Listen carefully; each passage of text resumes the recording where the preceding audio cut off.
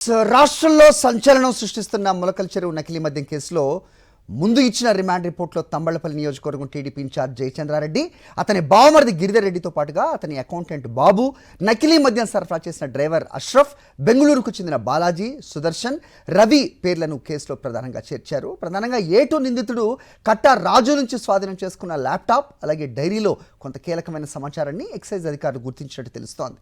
Data ఆధారంగా ఆర్థికపరమైన లావాదేవీలు గుర్తిస్తున్నారు.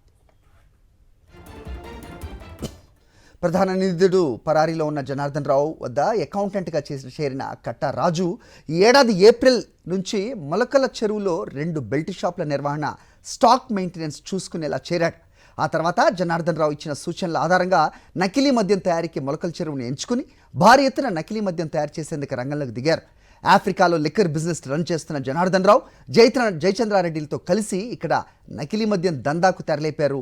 ఆ తర్వాత కొడాలి శ్రీనివాసరావు పేరుతో లీజుకు రామ్మోహన్ అనే వ్యక్తి నుంచి డాబా నిర్వహిస్తున్న స్థలాన్ని లీజుకు తీసుకుని ఆ తర్వాత అక్కడి నుంచి భారీ ఎత్తున నకిలీ మద్యం తయారీకి అన్ని ఏర్పాట్లు చేశారు.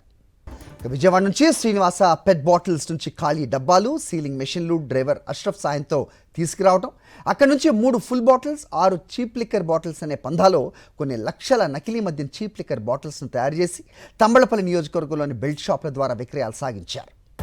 మొలకల చెరువు మండలంలో చౌడా సముద్రంలో ఈ నకిలీ మద్యం బ్రాండ్ను గుర్తించిన ఎక్సైజ్ ఎన్ఫోర్స్మెంట్ అధికారులు దృష్టి పెట్టడంతో ఈ భాగోతం వెలుగులోకి వచ్చింది.